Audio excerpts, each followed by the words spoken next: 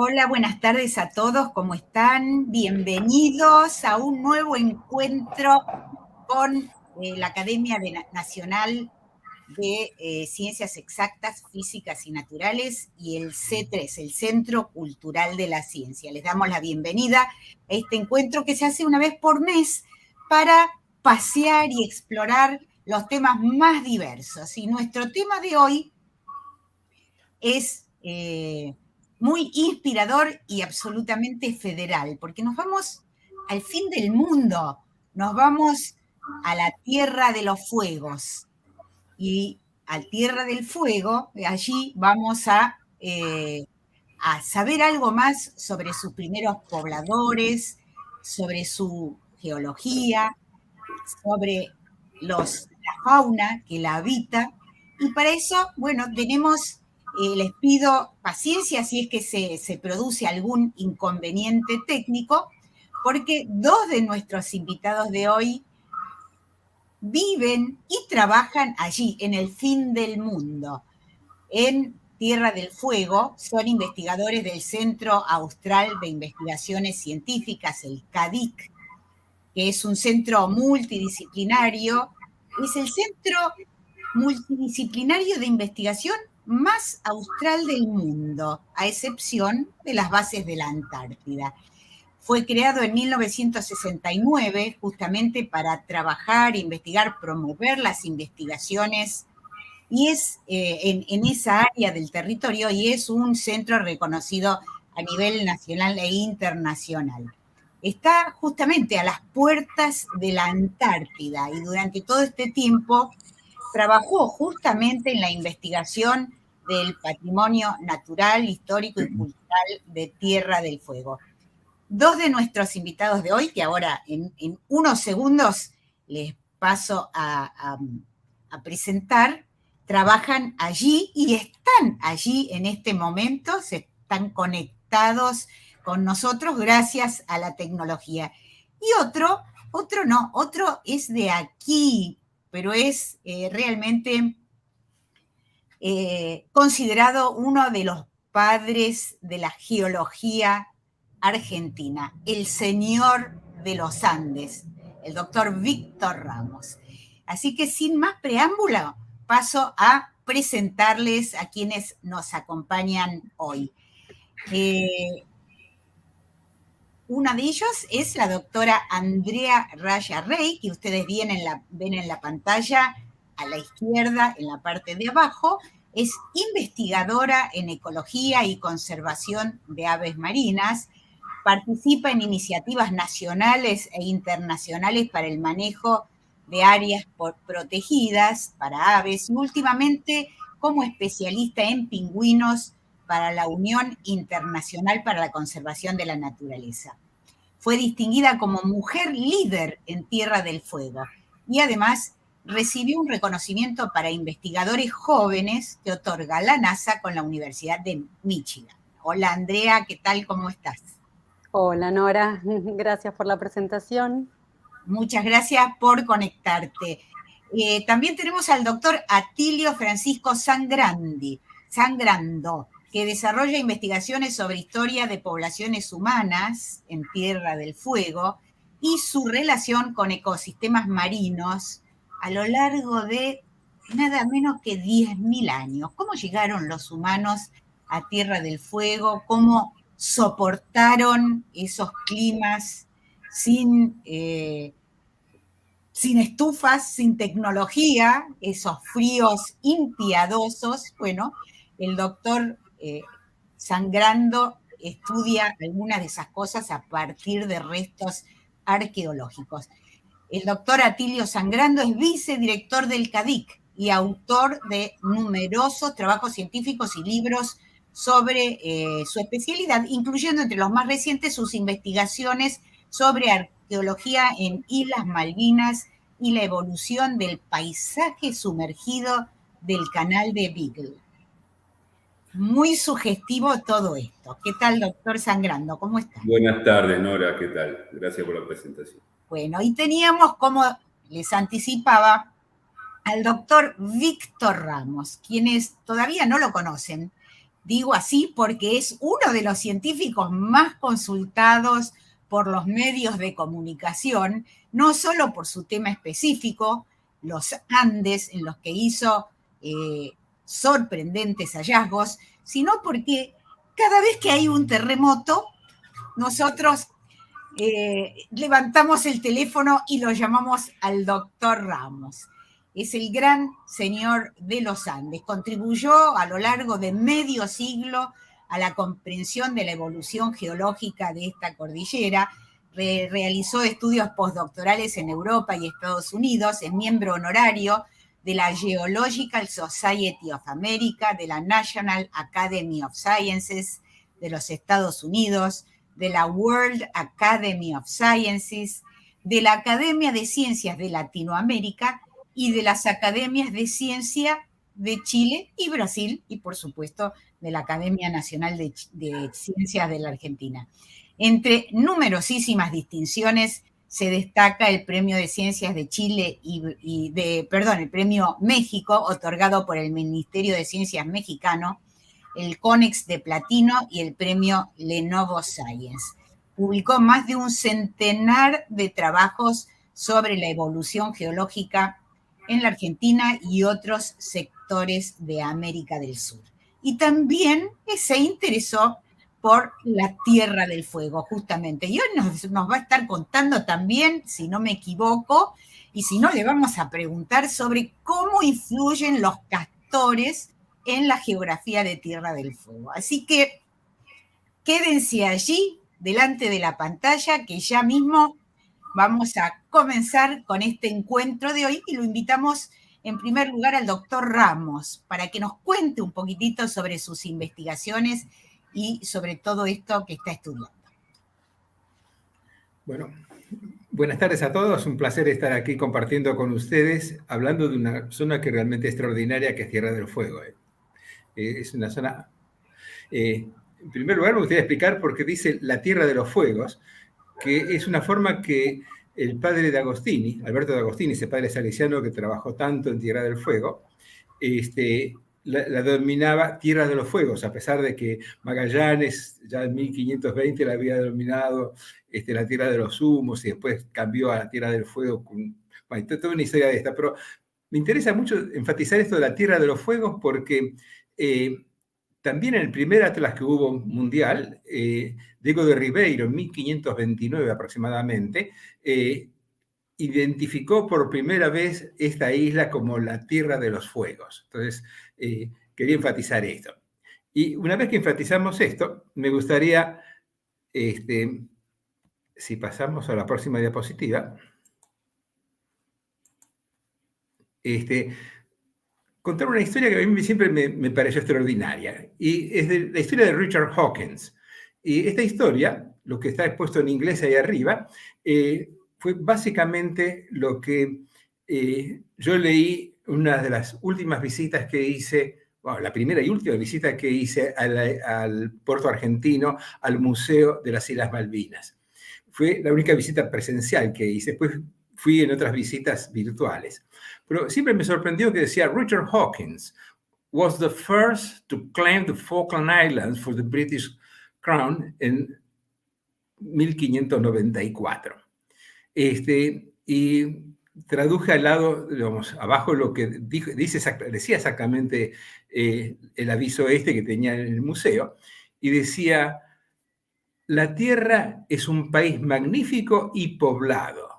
Vimos muchos fuegos, pero no pudimos ir a hablar con la gente. Tiene grandes ríos de agua dulce, no es montañoso, pero tiene mucho de la disposición, de la apariencia de Inglaterra, y es templado. Cuando uno ve esa descripción, evidentemente tiene que reconocer que en 1594 le erró fiero, o sea, que no llegó a las Malvinas, y por primero las Malvinas no estaban pobladas, no había fuego en las costas de las Malvinas, ni habitantes. Pero aprovecho esto para decir que evidentemente lo que reclamó para el gobierno de la corona británica en 1594 era la isla de los fuegos, o la isla de Tierra del Fuego. Viendo esto, si vemos la próxima, por favor. Entremos un poquito a hablar de la geología de esta zona. Voy a aprovechar aquí un excelente mapa que hizo Matías Giglione, un mapa reciente, actualizado, de qué es lo que está pasando en Tierra del Fuego. Y ahí ustedes pueden ver que tenemos el continente sudamericano, el extremo del continente sudamericano, que está cortado por toda una serie de fracturas. Y esas fracturas están desmembrando la parte sur del continente sudamericano. Hay una fractura que dice dorsal de Escotia Norte, y en esa fractura que ustedes ven ahí, lo que uno le llama muchísimo la atención es que Tierra del Fuego está partida básicamente en dos. Hay una gran falla que pasa por el lago Faniano. Esa falla que pasa por el lago Faniano es una falla todavía activa. Ha tenido un terremoto ya por 1949-1950, bastante importante, bastante grande en la escala de Richter, que nos indicó de que esa falla todavía se está moviendo. Felizmente, la recurrencia que tiene esos terremotos es de varios centenares de años, o sea que si ocurrió aproximadamente en 1950, 1949, vamos a tener que esperar otros siglos, 2 o 3 siglos para que realmente vuelva a reactivarse esa falla. Pero lo que quería llamar la atención es que, bueno, que Tierra del Fuego está partido en dos, y eso hace que tenga una estructura realmente compleja. Y si ustedes ven, van a ver una serie de islas que aparecen hacia el este de Tierra del Fuego. Algunas son bancos que no están en la superficie, como el Banco de Burgos.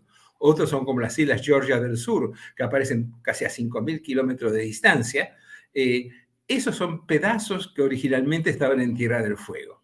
Y esos pedazos se están desplazando, separando lo que es la Antártida de lo que es el continente sudamericano, la placa sudamericana, a través de una nueva placa que es relativamente joven. Los geólogos decimos 20 millones de años, es muy joven. Y esa placa se está desplazando y separando, digamos, la placa sudamericana de la placa antártica. En el próximo diapositivo, por favor, podemos ver un poco más de detalle lo que les estaba contando. Aquí pueden ver que las islas de Georgia del Sur tienen un color exactamente igual a lo que tiene Tierra del Fuego. ¿Y qué pasa? Hace unos cuantos millones de años, ese era un pedazo absolutamente aledaño a Tierra del Fuego. Si ustedes ven que entre el plató de las Malvinas, el Banco de Burgos y la terminación abrupta que tiene Tierra del Fuego, ahí estaba ubicada las Islas Georgia del Sur. Hoy día se habla de que es una microplaca, el trabajo reciente dice que tiene desplazamiento propio, pero está englobada dentro de la gran placa de la Escotia. Si ustedes miran la Antártida, van a ver también que en el extremo de la península antártica están las Islas Orcadas, pero esas Islas Orcadas tienen un gran plató continental, un gran bloque continental, que también es otro desmembramiento de esa placa que ha permitido, digamos, entrar y pasar y seguir de largo lo que es la placa de la Escotia. Entonces, lo que quiero enfatizar con estos gráficos es que Tierra del Fuego tiene una estructura muy, muy compleja, no es fácil. Veamos el próximo, por favor. Aquí vemos la parte central de la cordillera fueguina, vemos rocas que aparecen dentro de los campos estos pequeños de hielo que vemos ahí, que tienen una estructura muy compleja. Estas rocas forman el núcleo de la cordillera fueguina, que es el extremo sur de la cordillera de los Andes. En la próxima podemos ver un mapa geológico. Y en este mapa geológico, todo lo que le quiero indicar de esa complejidad, que la costa noreste de Tierra del Fuego y la costa sur de Tierra del Fuego tienen características muy, muy distintas. La costa noreste de Tierra del Fuego, que la ven con colores amarillentos, está formada por rocas sedimentarias relativamente jóvenes, van del Cretácico superior hasta el Cenozoico, terciario a Cenozoico superior. Y esas rocas caen, digamos, a pie, digamos, sobre la costa de Tierra del Fuego. Y son rocas sedimentarias, en este caso no tienen tanta deformación como lo que vemos hacia el sur. Cuando vemos al sur, vemos básicamente que hay colores básicamente grises, que son las rocas de la formación Yagán, una roca de edad cretácica, tiene como 125, 130 millones de años, y esa roca está levemente metamórfica, está metamorfizada, ha ido modificando sus características por las grandes presiones y la temperatura a la cual estuvo sometida. Después, en color celeste, vemos en la parte sur, especialmente del lago Faniano y todo lo largo de la costa, rocas volcánicas que son las características rocas de la formación Le Maire, que son tobas, rocas volcánicas, algunas intercalaciones sedimentarias. Este conjunto de rocas, tanto de la formación Jagan como la formación Le Maire, están altamente deformados. Y hacia la parte ya casi chilena se observan unas manchas más bien de color marrón, rojizo. Esas manchas son los cuerpos realmente ígneos, graníticos, rocas plutónicas, rocas de mayor profundidad. Entonces, así, en 30 segundos uno podría decir que Tierra del Fuego tiene rocas más antiguas, más deformadas en la parte sur, y en la parte norte tiene básicamente rocas sedimentarias. Si vemos la próxima diapositiva, vemos, por ejemplo, cómo se ven en superficie estas rocas. Están rocas altamente deformadas, tienen esquistosidad, quiere decir, sus características sedimentarias originales han sido obliteradas por la deformación. En la próxima, podemos ver la compleja estructura. Cuando la vemos en detalle, todas estas rocas están absolutamente plegadas y replegadas. Quiere decir que han sido sometidas a una intensa deformación. No vamos a entrar en detalle de la estructura, pero ustedes pueden ver, si hacemos un corte entre la parte sur y la parte norte, que atraviese toda la parte de Tierra del Fuego, vemos numerosas fallas, numerosas repeticiones tectónicas. Es realmente muy, muy compleja la geología de Tierra del Fuego. Y en la próxima, podemos ver un ejemplo de los muchos lugares que uno podría mostrar, que es la desembocadura del río Lucio López en la bahía Sloggett. ¿Y por qué marco esto? Porque básicamente fue uno de los primeros lugares que visité hace muchos años atrás, estoy hablando del año 78, 79, en ese verano, y un lugar donde, aparte de las rocas aflorantes, que como estamos en la parte sur, lo que aflora ahí es básicamente la formación Jagan, o sea, rocas metamórficas muy deformadas, y rocas volcánicas de la formación Le Maire. Y en esa zona, en la próxima la podemos ver mejor, la próxima por favor, aparecen cerca de la tumba de Gardiner. Gardiner fue un sacerdote que visitó la zona, vivió en la zona de Tierra del Fuego y falleció, digamos, víctima, digamos, de los pueblos originarios en ese momento. En esa zona, justo al lado de la tumba de Gardiner, aflora la formación Jagan. Ustedes pueden ver a la izquierda rocas altamente deformadas y plegadas, y de esos lugares, cerca de ahí de la tumba de Gardiner, encontré esa flecha que ustedes ven ahí. Y esa flecha es una excelente muestra de cómo es la formación Jagan.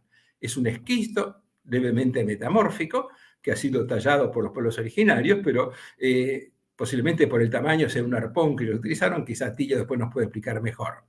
Y ese tipo de flechas es enteramente diferente a otras que ustedes ven en la parte inferior, más claras, más transparentes, que son las que se producen a partir de, digamos, están asociadas a esas rocas volcánicas. O sea, las rocas volcánicas son más cuarzosas, tienen mayor cantidad de sílice y por lo tanto son más filosas, quizás más difíciles de trabajar, pero son básicamente los dos tipos de rocas que dominan la parte sur o toda la costa sur de Tierra del Fuego.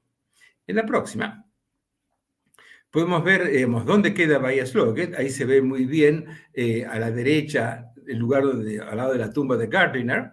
Hay toda una gran fractura que llega básicamente hasta el río Lucio López, y ahí van a ver toda la zona montañosa donde aparece tanto Jagan como estas formaciones volcánicas. Entre medio de los dos, o sea, de estos dos bloques, aparece la Bahía Sloggett, y ahora la vamos a ver en más detalle en la próxima. La próxima, por favor. Aquí vemos la desembocadura del río Lucio López, y van a ver que el río tiene dificultades para salir porque hay una barrera básicamente producida por la acción marina que está imposibilitando salir directamente al río. Hay un pequeño enticamiento en la parte de salida, y ustedes pueden ver muy bien cuando llega el canal de Beagle la salida del río Este. Ahora, si miran hacia la izquierda de la salina, van a ver que está todo lleno de pequeñas lagunitas, que ahora vamos a ver en detalle. En la próxima, por favor. Me olvidaba que no hay una fotografía antes que esta, porque es una... Bueno, si no, no importa. Le quería recordar aquí al vaquiano que tuvimos en esa zona. Nosotros fuimos acá a trabajar con con Marcelo, un geólogo compañero mío, estuvimos trabajando casi todo un mes en esa zona y pensamos trabajar solos con un par de ayudantes y de golpe nos encontramos con este señor. Y le hay que hacer un pequeño homenaje a este señor, que lo llamaba Bustamante. Era un chileno escapado de la justicia que vivía, digamos, como gaucho matrero en medio de las planicies de Tierra del Fuego. Este señor nos llevó por todo Tierra del Fuego, de Puerto Español hasta Bahía Slogan, a la parte de la punta de Península Mitre, cruzamos por todos lados, y realmente no hubiéramos podido hacer lo que hicimos si no fuera por este gaucho chileno que estaba viviendo en la zona. La próxima, por favor. Nos llevaba básicamente a través de esas turberas, o sea, lo que estamos viendo ahí lleno de lagunitas, es básicamente las turbas que caracterizan básicamente lo que es la superficie cuaternaria, o sea, la superficie actual que tenemos en esta parte más oriental de Tierra del Fuego. Y paralelamente a estas turberas, gran parte de los ríos están endicados. Y ese endicamiento no es un endicamiento natural. Estas lagunas que ustedes ven y toda una hilera en la costa de bosque completamente seco es lo que producen los castores en la zona. En la próxima, por favor. Podemos ver un típico valle fueguino de este sector, donde pueden ver que gran parte del bosque ha sido destruido. ¿Y por qué ha sido destruido? Porque básicamente los castores indican el curso del agua, y al indicar el curso del agua, se inundan los bosques, no pueden seguir, se pudre la madera, se seca, y finalmente quedan así fósiles estos bosques, que otrora eran hermosos bosques de lenga y de otra serie de notofagus que actualmente están en un ecotono, digamos, en un equilibrio bastante difícil, diría yo. Cuando uno visita Tierra del Fuego y compara en otros lugares donde el notofagus está en pleno desarrollo, realmente se sorprende. ¿Por qué? Por ejemplo, si uno va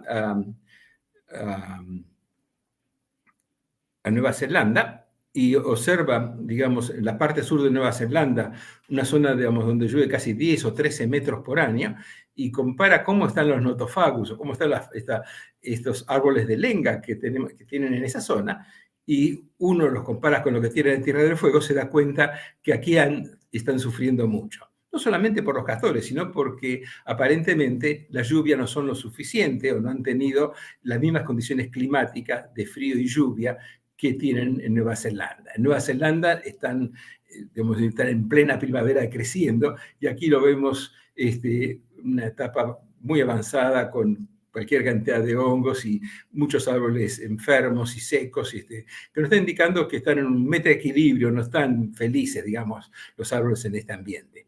Y en la próxima, vemos el problema de andar en la turba. Acá lo vemos a don Bustamante. Con él aprendimos una cosa, que no se hace camino al andar.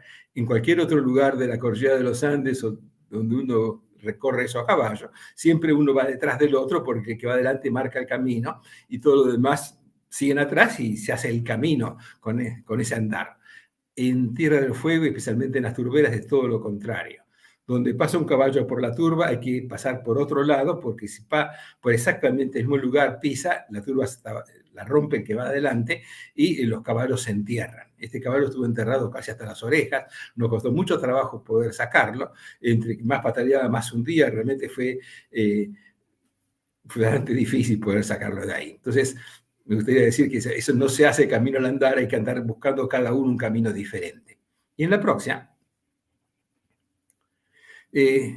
vemos esa combinación de turba y ríos encajonados. Y realmente eso hace que los Andes de Tierra del Fuego y la parte oriental de Tierra del Fuego, especialmente la parte sur, sean una de las zonas más difíciles de trabajar que tenemos a lo largo de la cordillera de los Andes. Esto sí, para iniciar, es lo que quería contarles. Les cedo la palabra a Tillo, lo que sea. Bueno, muchísimas gracias, doctor Ramos. Como siempre nos cuenta no solo lo que se sabe, lo que se va sabiendo, sino también toda la aventura que hay rodeando esas investigaciones, ¿no es cierto? En particular para los geólogos, bueno, es salir al campo, encontrarse con la naturaleza y a veces depender de detalles así tan fortuitos como encontrarse con un fugitivo de la justicia que es el que nos va a hacer de guía, ¿no? Y sí, todas estas disciplinas que tienen que ver con la exploración a campo traviesa, muchas veces, por supuesto, toda la exploración científica tiene un gran caudal de azar y de casualidad, pero en este caso está muy unida a la aventura, ¿no? Nos remite a las películas y a todas estas cosas que uno ve cuando se encuentra con exploradores que tienen que ir a trabajar así, al campo abierto.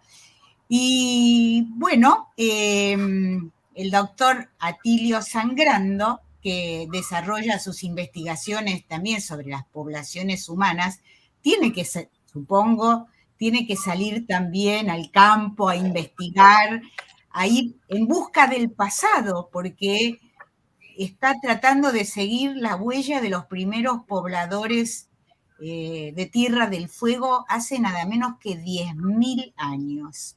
Y queremos saber cómo llegaron los humanos a Tierra del Fuego. Realmente eran los humanos que llegaban al fin del mundo, ¿no? Así como llegaron al fin del mundo por el norte, llegaron también bajando al fin del mundo austral. Así que ya estamos escuchando a ver qué nos va a contar. Y por favor les pido a todos los que tengan preguntas o quieran saber algo sobre estos temas, que lo vayan pasando por el YouTube, que cuando terminemos las charlas, por supuesto, se va a iniciar un ida y vuelta, tanto con quienes están del otro lado de la pantalla como con los investigadores, para ir estableciendo así una charla un poco más interactiva.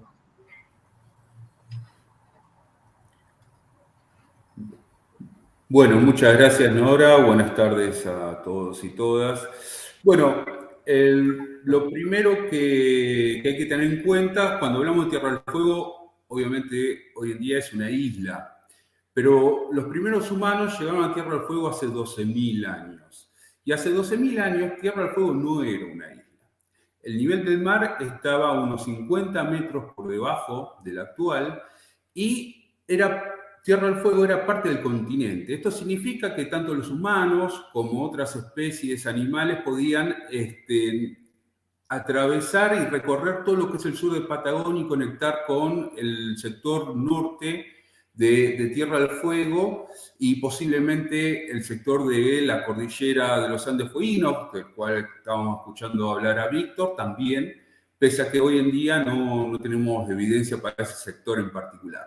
En la imagen lo que ven es una reconstrucción de cómo era Tierra del Fuego hace unos 12.000 años. Lo que pueden ver tenía una mayor superficie, las costas estaban más retiradas con respecto a la línea actual.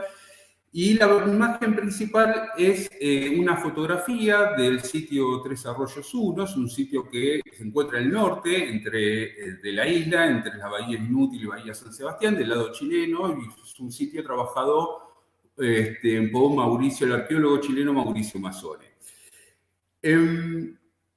Otro aspecto a considerar es que cuando los humanos llegaron a Tierra del Fuego, el ambiente y la fauna era otra. Es decir, por ejemplo, en esta imagen ven una reconstrucción de cómo, a la izquierda arriba, una reconstrucción de cómo era la fauna, esto que el espacio estaba habitado por megamamíferos como el milodon o el caballo americano.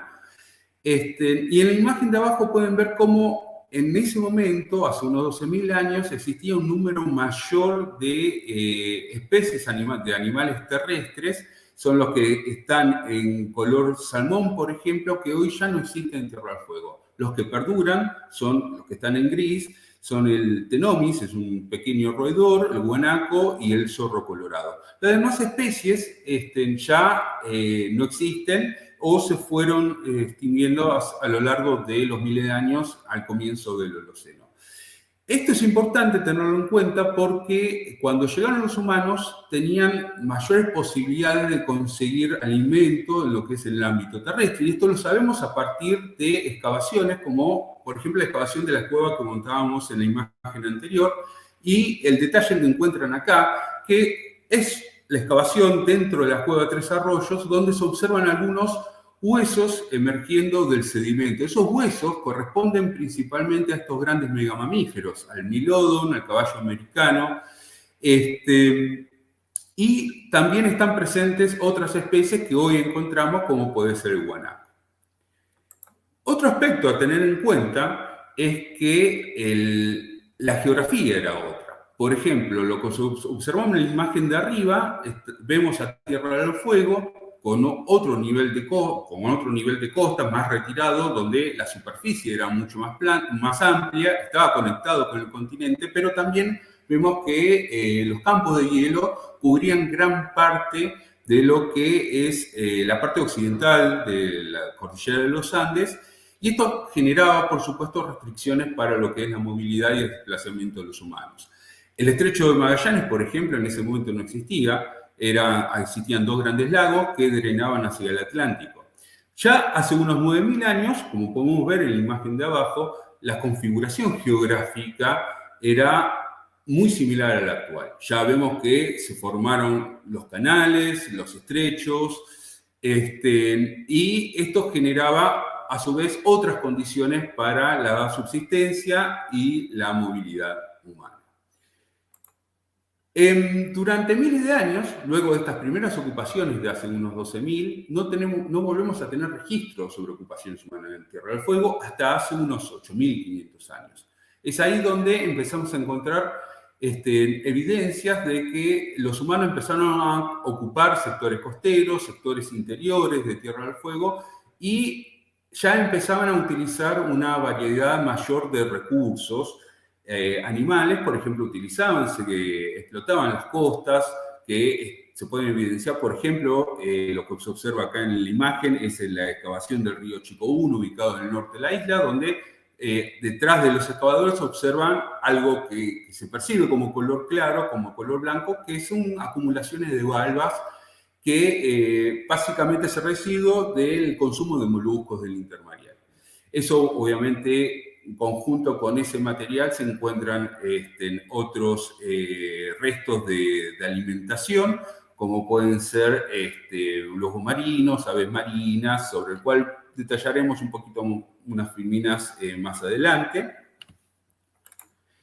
Por ejemplo, esta es otra excavación, también del norte de la isla de Tierra del Fuego, y acá es donde me quiero detener en comentar algo más específicamente sobre la subsistencia que tenían estos grupos hace unos miles de años. Lo que observan ahí en la excavación son una dispersión de huesos asociados a artefactos tallados en piedra, y básicamente esto refleja una primera etapa que hacemos los arqueólogos para reconstruir el modo de vida en el pasado, que es básicamente registrar la posición exacta de cómo aparecen estos registros materiales, para luego llevarlos al laboratorio y estudiarlos. En este caso, lo que observamos son el descarte de un montón de huesos de guanacos que fueron aprovechados por grupos muy móviles hace unos 2.000 años atrás, y estos huesos a su vez están muy fragmentados porque eran procesados para obtener, por ejemplo,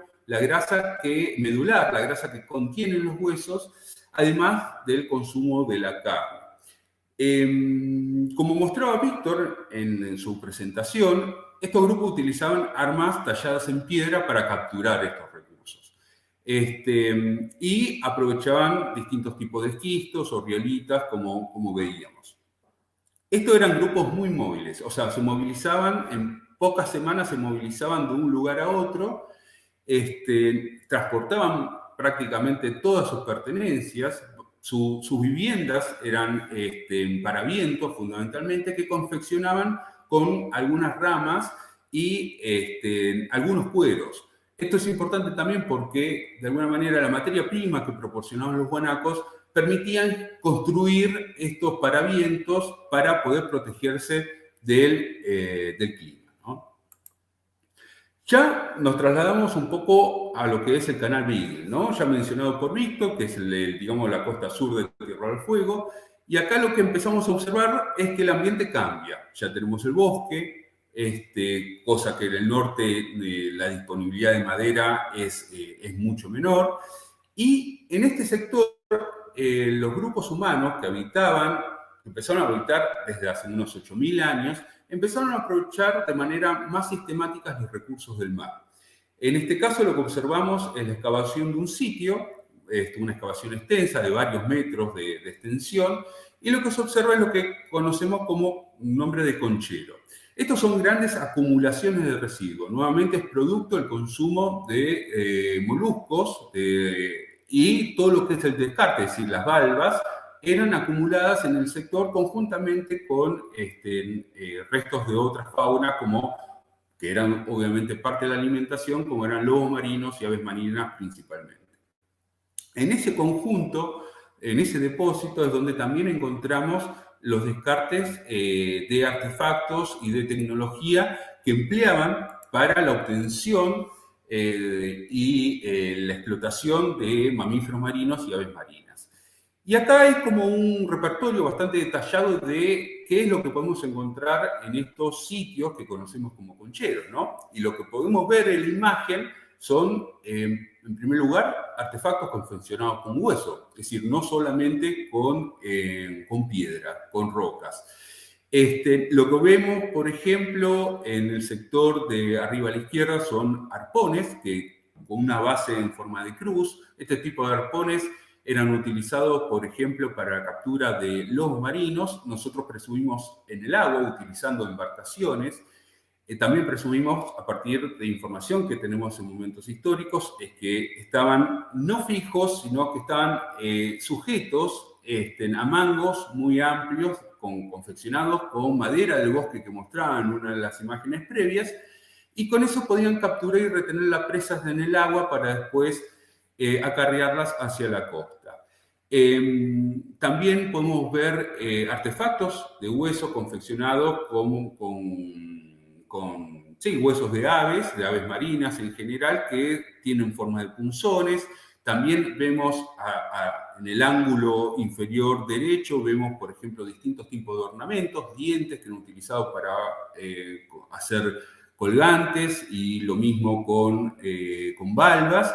Y luego una serie de artefactos, de instrumentos confeccionados con piedra que tienen distintas formas, y que normalmente eran utilizadas para procesar los recursos, procesar los cueros, despostar un animal. Nosotros estudiamos todos estos conjuntos como para interpretar cómo era la vida de los humanos hace miles de años. Un aspecto importante también es cómo se distribuyen estas ocupaciones, estos sitios en el espacio.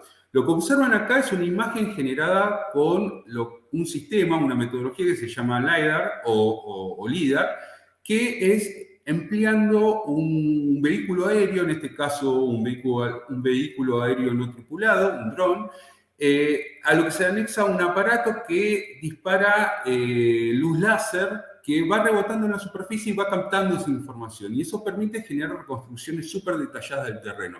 Y si prestan atención en lo que es la cabecera de esta bahía, pueden observar, por ejemplo, pequeños orificios. Cada uno de esos orificios es una estructura, como lo que veíamos en una de las imágenes. Es un espacio donde habitaban estos grupos. Lo que podemos ver es que en este sector hay cientos de estas estructuras.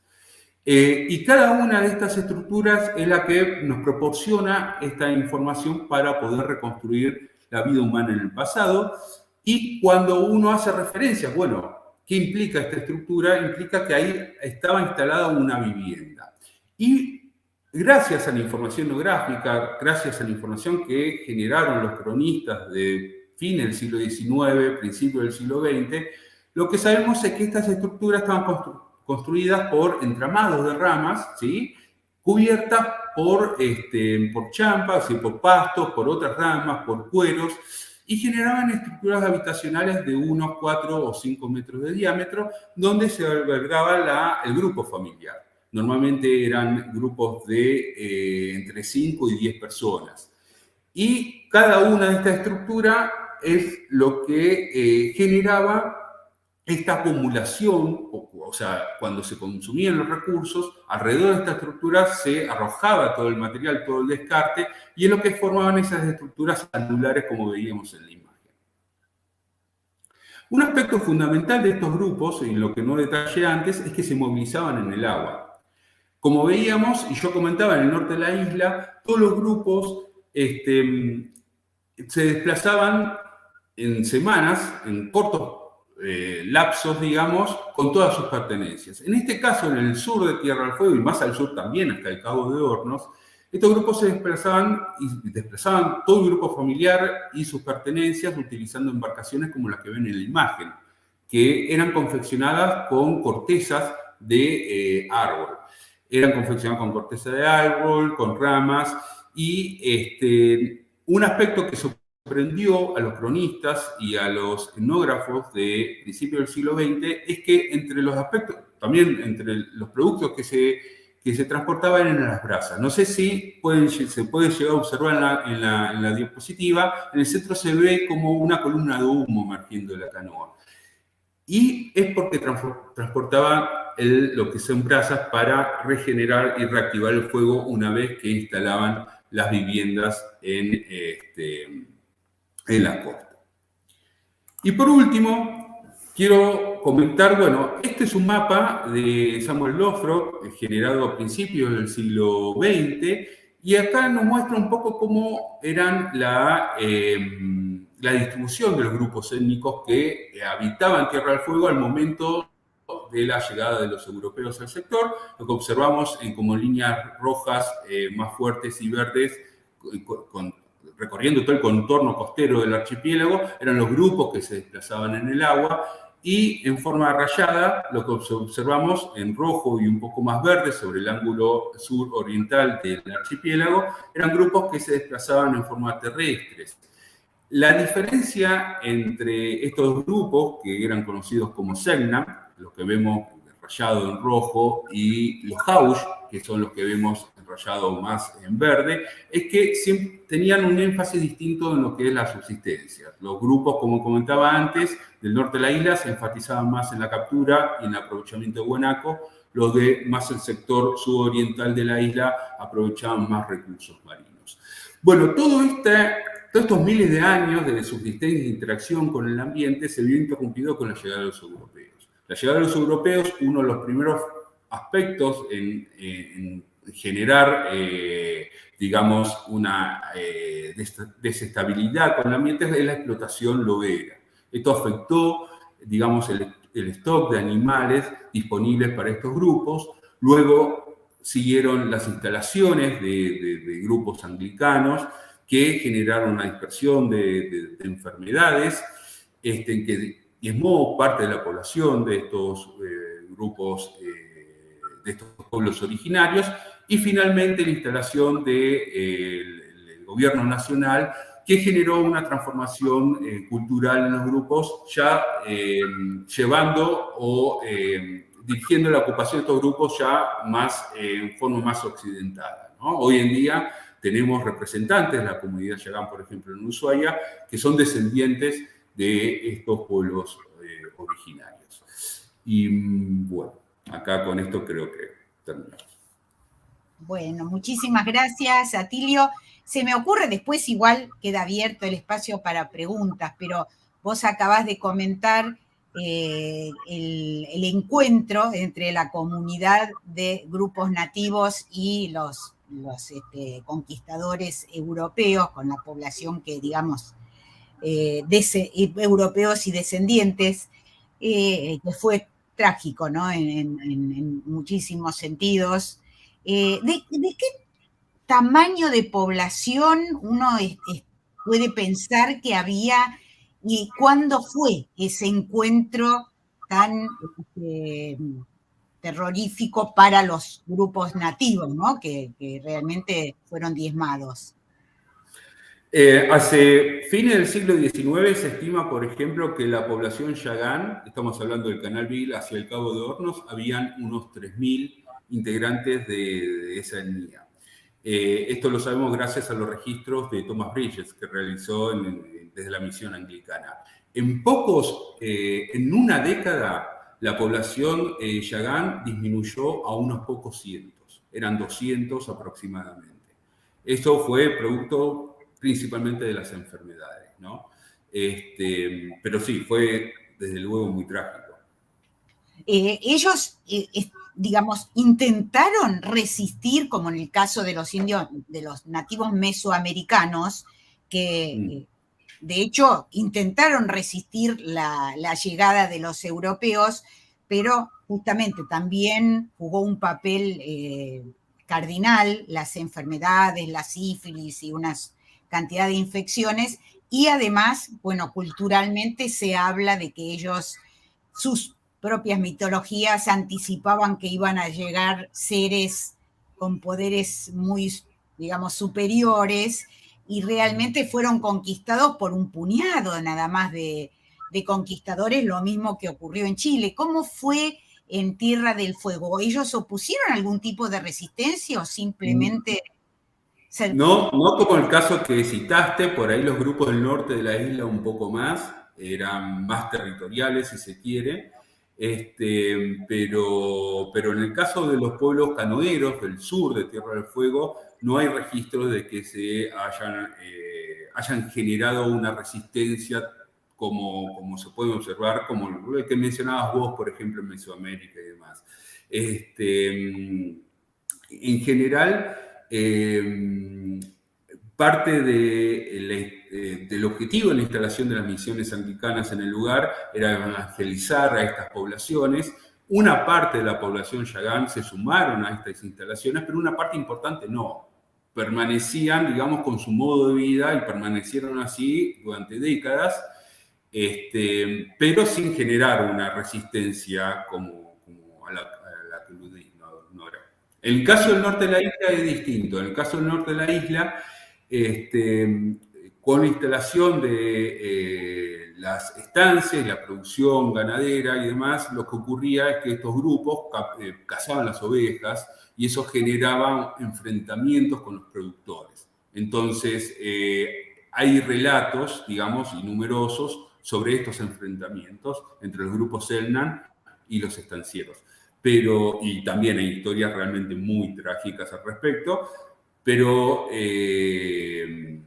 digamos que había una diferencia en cuanto a la capacidad, digamos, tecnológica demasiado marcada, digamos. Y los grupos Selknam tampoco pudieron durar mucho en esta resistencia. Todavía se me ocurren unas cuantas preguntas, pero seguimos y después volvemos también con las preguntas que nos manden quienes estén mirando la charla. Y ahora le invitamos a la doctora Raya Rey para que nos cuente un poco sobre pingüinos y sobre aves marinas que hacen las delicias de todos aquellos que son un poco así aficionados a la vida natural y que siempre tienen, digamos, un encanto porque no es la fauna que tenemos nosotros acá en el centro del país, ¿no? Así que te escuchamos, Andrea. Bueno, buenas tardes a todos y a todas. Muy agradecida por esta invitación de la Academia. Gracias, Nora, por la presentación. Y bueno, es un placer y un honor poder contarles y mostrarles al menos un poquito de la fauna marina, las aves y los mamíferos marinos que habitan las aguas de Tierra del Fuego. Tierra del Fuego, el presente, a diferencia de lo que contaba Pancho hace un ratito, es una isla subantártica con fauna muy característica y principalmente marina. La provincia abarca la isla grande de Tierra del Fuego, Antártida y las islas del Atlántico Sur. Las numerosas islas que integran el territorio y sus aguas están habitadas por diversas comunidades de aves y mamíferos marinos, especies claves en estos ecosistemas. Bueno, y acá el delfín austral, un fin del género Lagenorhynchus, que habita los mares del sur y es el responsable de que yo viva hoy acá en Ushuaia, en Tierra del Fuego. Soy de Capital Federal, porteña de nacimiento, y estudiaba en los veranos estos delfines en la provincia de Santa Cruz, mientras estudiaba en mi querida Facultad de Ciencias Exactas y Naturales de la Universidad de Buenos Aires. Uno de esos veranos decidí tomarme un avioncito muy chiquito que salía en esos momentos desde Río Gallegos para poder encontrar la población de este delfín que habitaba el canal Beagle. Y bueno, allá lejos, en el 95, encontré a estos delfines y me enamoré de Ushuaia y su combinación perfecta de mar y montañas. Bueno, ahora retomando el tema que me ocupa, que nos ocupa, los humanos nos relacionamos de más animales de muchas maneras, dependiendo de las sociedades, de su idiosincrasia y de los acontecimientos de cada momento histórico. En particular, la relación entre el ser humano, las aves y los mamíferos marinos que habitan Tierra del Fuego ha sufrido numerosos cambios a lo largo de los años, y en particular la relación entre los seres humanos, las aves y los mamíferos de Tierra del Fuego, eh, como decía, ha sufrido numerosos cambios desde el consumo por parte de los primeros habitantes, y uso, como nos contaba Pancho, hasta el turismo de naturaleza. En el medio teníamos a los exploradores, como contaba el doctor Ramos en un inicio, y los explotadores, ¿no? Luego de la diezma de los mamíferos marinos en el hemisferio sur, en el hemisferio norte, perdón, los balleneros y los loberos comenzaron a explotar la fauna marina en el siglo XVIII y siglo XIX. También naturalistas visitaron estas tierras, como el famoso Charles Darwin, a bordo del Beagle, comandado por el comandante Fitzroy. Hoy, el turismo de naturaleza es, de alguna manera, la relación principal entre la fauna y los humanos en Tierra del Fuego. Las aves y los mamíferos marinos dependen exclusivamente del mar para su subsistencia, y lo que sucede en el mar repercute en sus poblaciones. A su vez, las aves marinas reproducen en grandes colonias en las islas que las alojan durante la temporada estival. Esto hace que sean un grupo muy interesante, dado que nos permite a nosotros, los investigadores, estudiar al mar a través del estudio de estas especies. A través de diversos instrumentos que colocamos en el dorso de los animales, como este satelital que se encuentra arriba a la derecha, podemos conocer sus áreas de alimentación, cómo bucean por su alimento y las características de las masas de agua que utilizan en tierra, las poblaciones con diversos instrumentos, como drones a la derecha, que permiten conocer los tamaños poblacionales, el éxito reproductivo, los cambios fenológicos entre estos parados. La relación entre el comportamiento en el mar y en tierra nos permite contar con información para herramientas y políticas de conservación de la biodiversidad y el ecosistema marino. El mar, como se observan en estas imágenes, tiene numerosas amenazas, como el cambio climático, afecta tanto las cadenas tróficas de los océanos como la supervivencia en tierra de lechones, la sobrepesca, la contaminación y las especies introducidas que modifican el hábitat y en algunos casos compiten con las nativas. El mar es extenso, gracias al... Creo que están diciendo que no se escucha bien, voy a tratar de ir un poco más despacio. El mar, como les decía, es extenso, y gracias al programa de Nación Pampa Azul, nuestro laboratorio ha trabajado y trabaja realizando censos a bordo de embarcaciones para conocer las comunidades de aves y mamíferos marinos de estos predadores tope. Estudios fueron relevantes para el diseño de las, de las áreas marinas recientemente creadas como la Namburá, Coburgo y Yaganes. Permite identificar especies indicadoras para cada región, que son insumos para los planes de manejo, para elaborar los planes de manejo y para evaluar su implementación. Yo trabajo principalmente en 2 regiones. Una es a lo largo del canal Beagle. Una de las aves principales es el corán imperial, la primera en el superior techo, es el ave más abundante de Beagle. Y luego tenemos pingüinos, el pingüino de Magallanes, que habita también en Santa Cruz y Chubut, y el pingüino papúa, que lo podemos encontrar en Tierra del Fuego, en las Islas Malvinas. Estas dos especies de pinos en el ecosistema y para la economía regional, y nos permiten un estudio de factores, sobre todo por las diferencias que hay entre ellos. Por ejemplo, el pingüino de Magallanes migra en invierno, el pingüino papúa se queda en el canal todo el año. El pingüino papúa, además, se alimenta principalmente de peces asociados al fondo marino, mientras los pingüinos magallánicos se alimentan de cardúmenes de peces que habitan la columna de agua. Unos nidifican en cuevas, mientras que los otros hacen sus nidos con piedras y vegetación sobre el suelo, entre otras cosas. Otro de los sitios de estudio es Isla de los Estados y las Islas Año Nuevo.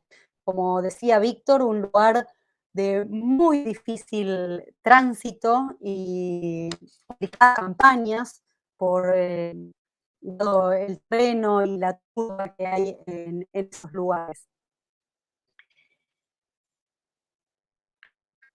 En Isla de los Estados es hogar de numerosas colonias de aves y marinos y ganaderos de todo el país. Entre las especies emblemáticas podemos mencionar el petrel gigante del sur, la última especie del orden inferior, de hecho, que ha sufrido una declinación poblacional principalmente debido a la captura incidental en las pesquerías. Luego, en los estados encontramos la colonia más grande para la especie de pingüinos penacho amarillo, que representa el 17% de los individuos reproductores que en conjunto integran las colonias del Cono Sur.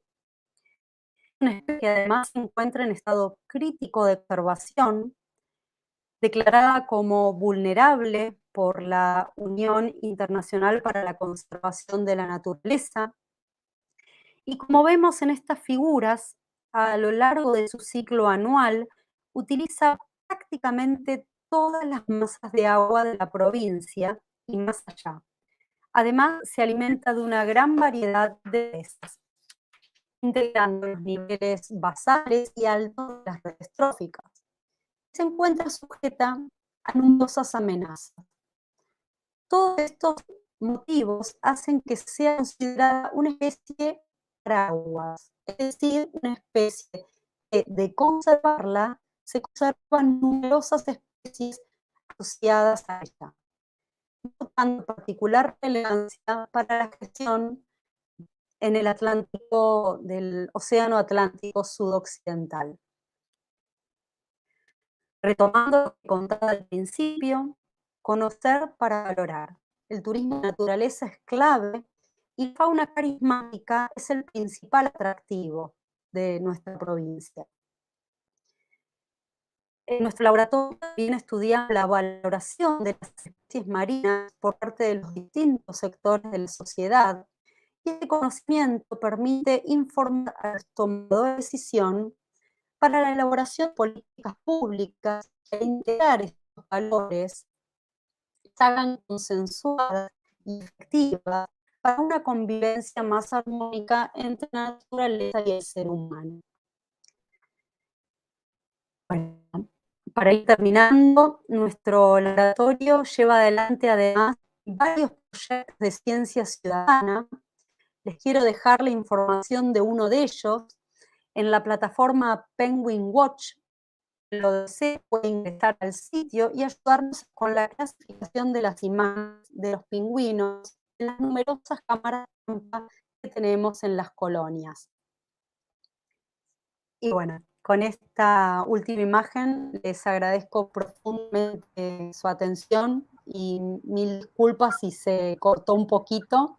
Bueno, me pueden preguntar lo que quieran. Muchísimas gracias.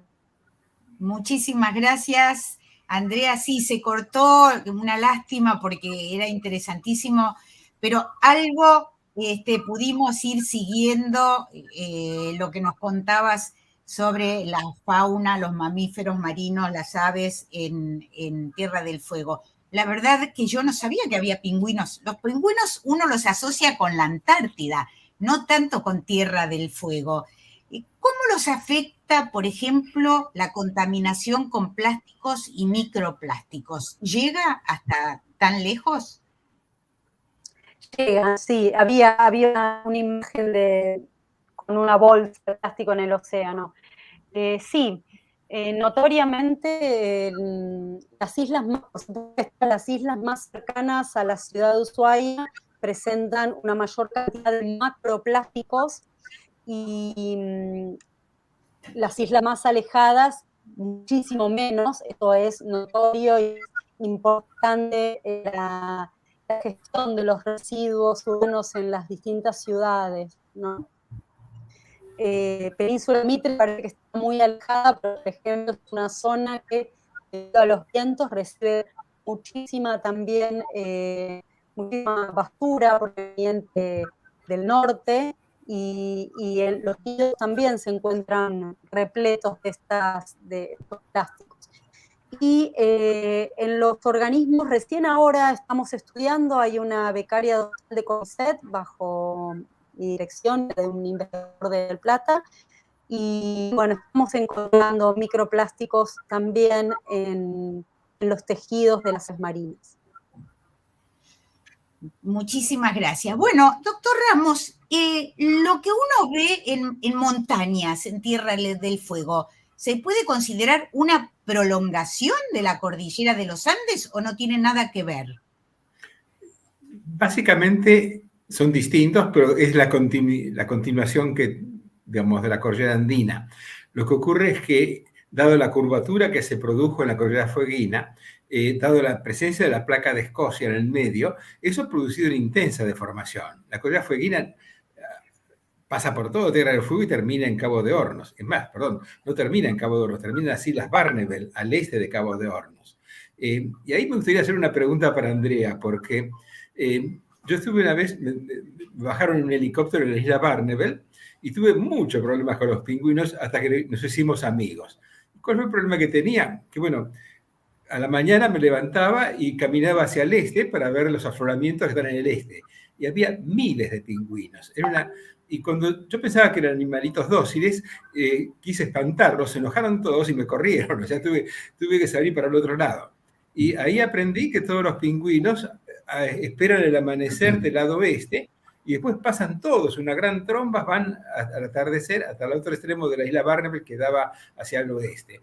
O sea, todos los días hacen un camino de por lo menos 7, 8 kilómetros para ver el sol de un lado y ver el sol del otro. ¿Es común eso?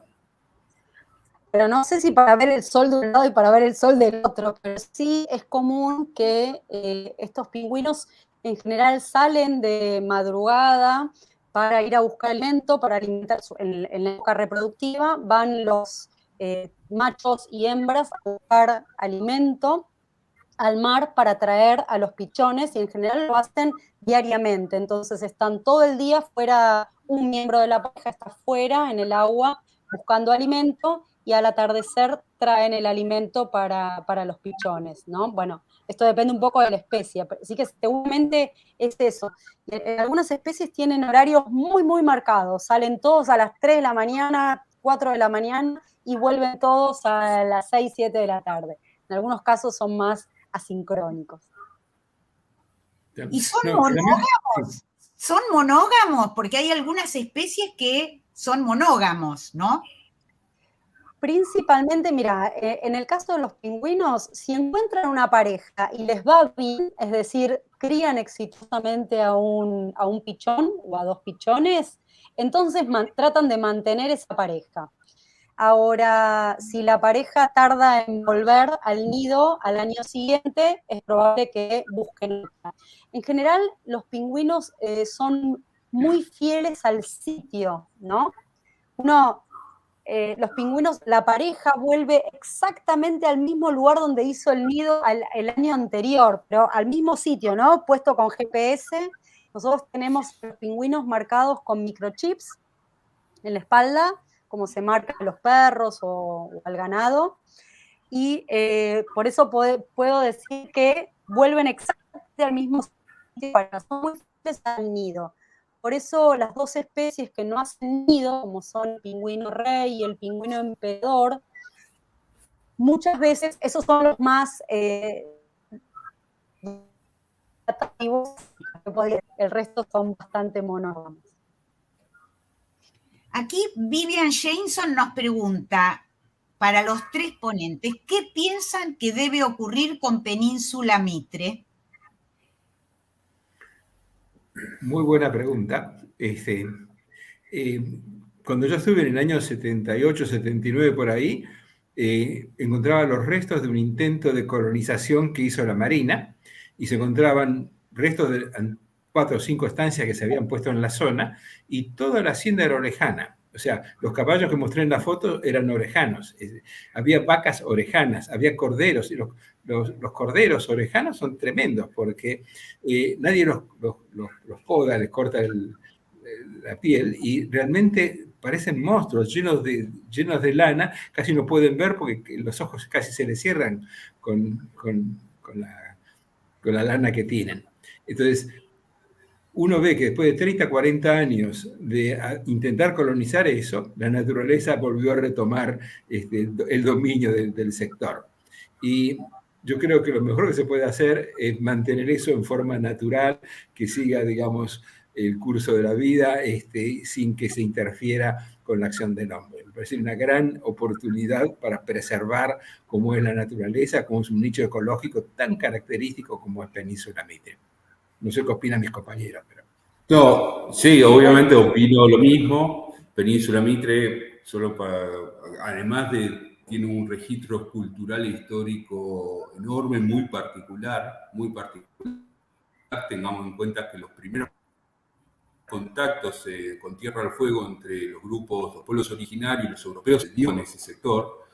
Pero además, Península Mitre tiene una particularidad ambiental que es los grandes campos de turbales, ¿no? Que es algo fundamental para todo lo que es la regeneración de carbono en la atmósfera, para los estudios.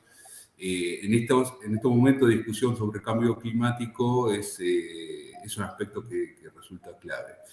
Y un poco esto, ¿no? Que combina una riqueza ecológica, marina, terrestre, histórica y cultural muy particular, y simplemente eso ya justifica por demás de que podría transformarse en una reserva provincial, ¿no?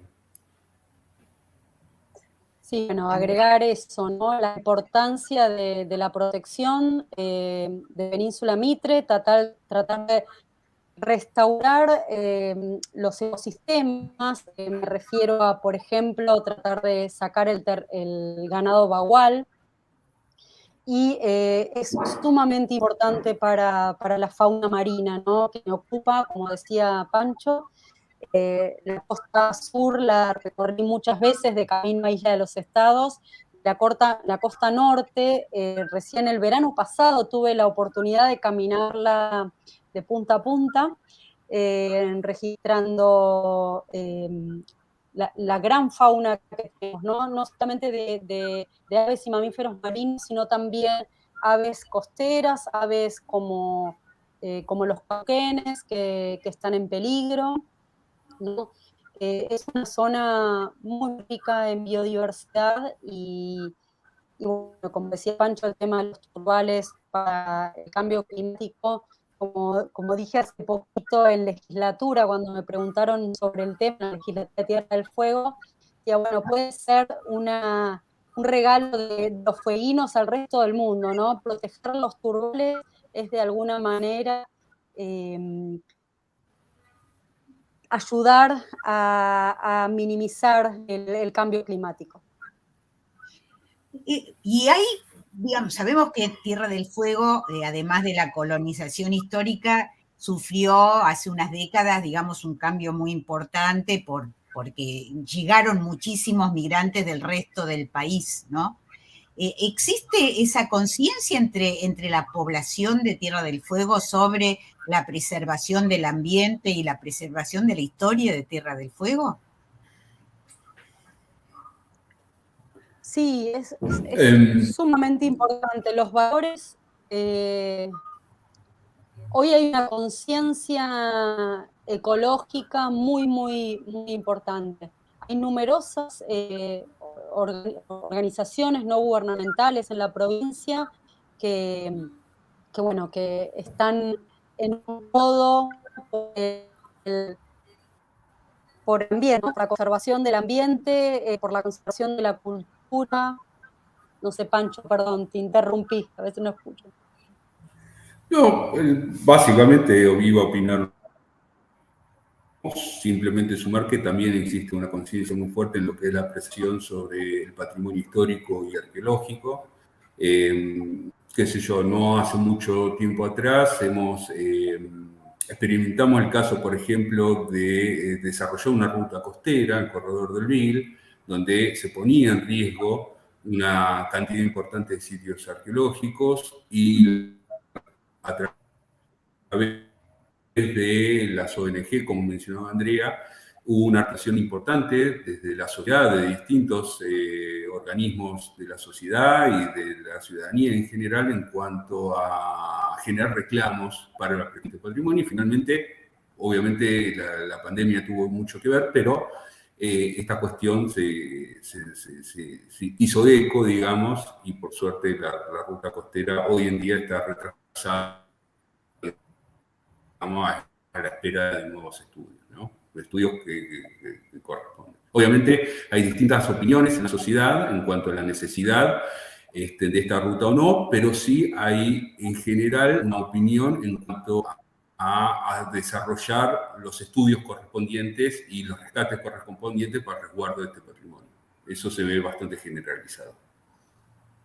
Bueno, la verdad es que hoy tuvimos un poquito de dificultades con la conexión. Está bien que estamos hablando con el extremo sur del país, así que les agradecemos muchísimo que se hayan conectado. Realmente es abrir también, hacer estos diálogos en una sintonía federal, ¿no? Que es importantísimo conocer todo lo que se está investigando en otras partes del país y muchas veces de un valor enorme.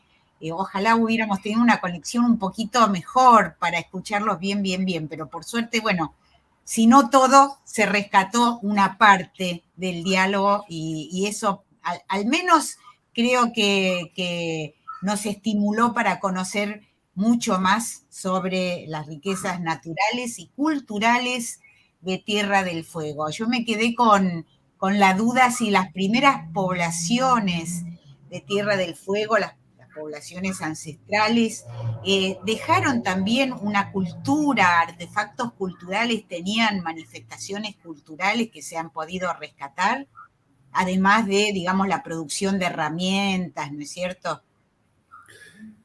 Sí, por supuesto, hay toda una serie, por ejemplo, no tenía el tiempo para mencionar y detallar muchos otros aspectos del comportamiento de estos pueblos originarios, pero, por ejemplo, tenían expresiones artísticas, corporales, tenían todas sus creencias y sus ceremonias, que a través de información histórica y fotográfica conocemos, digamos, cómo se decoraban los cuerpos, cómo utilizaban máscaras, y todo eso se tramita hasta la actualidad. O sea, incluso los turistas en Tierra del Fuego, en Ushuaia en particular, pueden observar cómo esos rasgos artísticos, por ejemplo, perduraron en el tiempo hasta hoy en día. También es común, y es muy común, que muchos nombres de negocios, muchas calles de la ciudad tienen nombres en Yagán o nombres en Segnam. O sea, que eso también es parte de esta herencia, digamos, de los pueblos originarios. Así que, solo por mencionar algunos, pero sí, por supuesto, que está muy presente, además de las representantes actuales de la comunidad, ¿no? Por supuesto. Claro, bueno, y qué importante es preservar todo eso, ¿no? Que no se pierda después del estropicio que fue, de alguna manera, ese contacto entre civilizaciones cuando se los tomaba muchas veces a los individuos de estas etnias originarias como si fueran objetos más o menos, ¿no? Y se hicieron a veces incluso en nombre de la ciencia, ¿no? Eso es lo más doloroso. Pero bueno, lo bueno es que hoy hay investigadores que están tanto en la preservación del patrimonio natural como del patrimonio cultural, que es tan valioso. Así que bueno, les agradecemos muchísimo, muchísimo este encuentro. Vamos llegando ya al final. Estuvieron con nosotros los doctores Víctor Ramos, que es doctor en Ciencias Geológicas, investigador emérito del CONICET, profesor titular emérito de la UBA, presidente de la Academia Nacional de Ciencias Exactas, Físicas y Naturales, la doctora Andrea Raya Rey, doctora en Ciencias Biológicas por la UBA, una fueguina de mentira, entre comillas, nació aquí, pero bueno, el amor la llevó, el amor al medio natural, a la fauna, la llevó hacia esas latitudes. Es investigadora principal del CONICET, profesora de la Universidad Nacional de Tierra del Fuego, y el doctor Atilio Francisco Sangrando, doctor en arqueología, investigador independiente del CONICET, vicedirector del Centro Austral de Investigaciones Científicas, el CADIC, y docente también de la UBA. Muchísimas, muchísimas gracias a todos. Les agradecemos muchísimo y les agradecemos a quienes hayan seguido este encuentro, un nuevo encuentro que se hace una vez por mes de la Academia de Ciencias Exactas, Físicas y Naturales y el C3 para sobrevolar los temas más disímiles.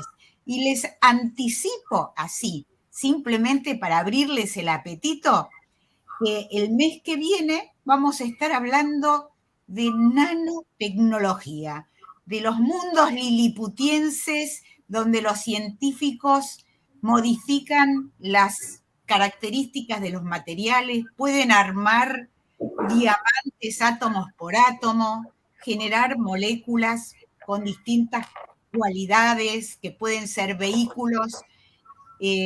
Así, de estos mundos liliputienses pueden ingresar en las células, liberar fármacos, pueden hacerse recubrimientos de telas, bueno, de todo. Y va a estar con nosotros el recientemente galardonado doctor Galo Soler Ilia con el premio Bungeyborn de este año. Así que los esperamos en un nuevo encuentro con la Academia el próximo mes. Ya van a ver en Twitter y en otras redes sociales el anuncio exactamente de qué fecha va a ser. Los esperamos y les agradecemos a todos el acompañamiento. Que tengan un excelente mes y nos encontramos de nuevo el mes que viene para hablar de nanotecnología.